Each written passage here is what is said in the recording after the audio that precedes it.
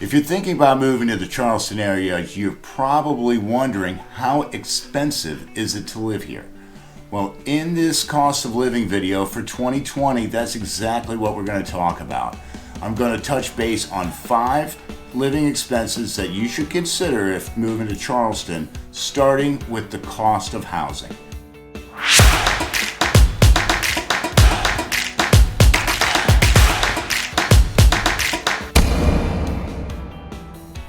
Hey y'all, my name is Adam Barks and I'm with eXp Realty. This is Elsa.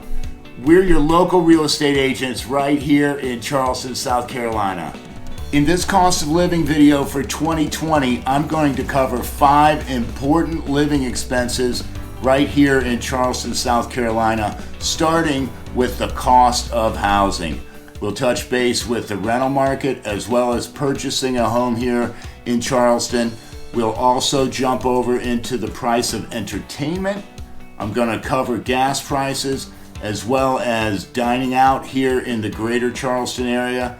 And the last item, maybe the most important, is property taxes. Y'all, this channel is your guide to everything you need to know about living in Charleston, and we're going to continue to put out videos, so don't forget to subscribe to this channel, and Elsa will tell you, click that little bell. All right, y'all, let's talk about your largest expense anytime you make a move, housing costs. Charleston's an amazing place to live, and because of that, housing prices are rising.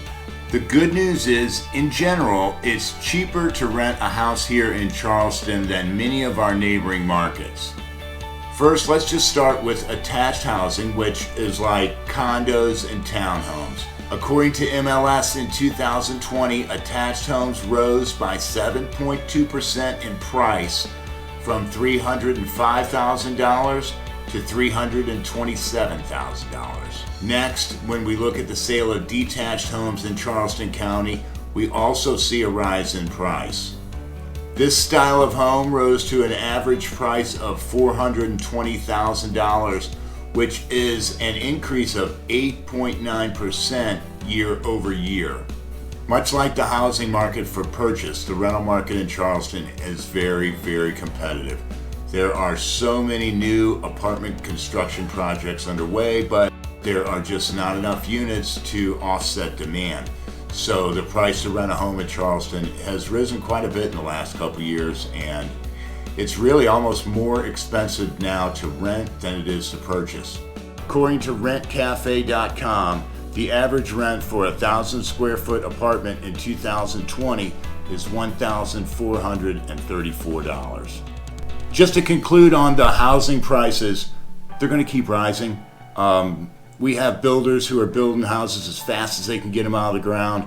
Our inventory is low both in the rental market and in the purchase home market, so prices will continue to rise in 2020, barring any uncertainty or craziness that we can't foresee at this point in time. All right, guys, let's shoot on over to entertainment and talk about all the cool stuff that you can do here in Charleston. And really, you have to start with the free things that you can do. Charleston's beautiful. We have so many outdoor spaces that you can enjoy for free or next to nothing. Of course, we have the beaches, right? All you have to do is either find a free parking spot, pay for parking, or you can go get yourself a Charleston County Parks Pass. That's like $70 a year, and you can park at all the Charleston County parks for free. You get to go to all the events that they put on, like the Reggae Festival and the Cajun Festival, and don't forget the Parade of Lights too at James Allen County Park. All that's for free. If you're talking about things you can do with your family, one of the awesome things we have here to do is to go out and check out the Patriots Point Maritime Museum, which is just over the Ravenel Bridge in Mount Pleasant.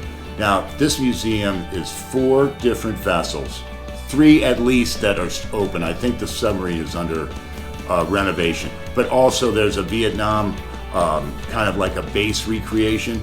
And this is incredible history, guys. The cost of a day at Patriots Point Naval Museum, $24 for adults, $16 for the kids, and $19 for seniors.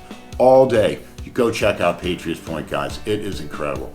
Oh, Also for free, you can get up and walk or ride your bike over the Ravenel Bridge. Check out some of the best views of Charleston Harbor that you'll see. That's another great free way to get out and get a little bit of exercise.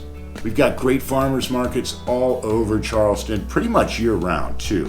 And if you're a golfer, there's a lot to be excited about because our Charleston County Municipal Golf Course just opened up like 2 days ago from this recording after an extensive renovation, and it does not cost much money to play golf at the Muni. Greens fees at the Muni will set a Charleston County resident back $20, and if you prefer to take a cart, add another $20, so $40 to ride. That's a good deal. Or maybe you'd rather visit our world-class aquarium downtown. Oh, this place is awesome. For more information on our aquarium, check out scaquarium.com. Okay guys, let's talk a little bit about the price of gas.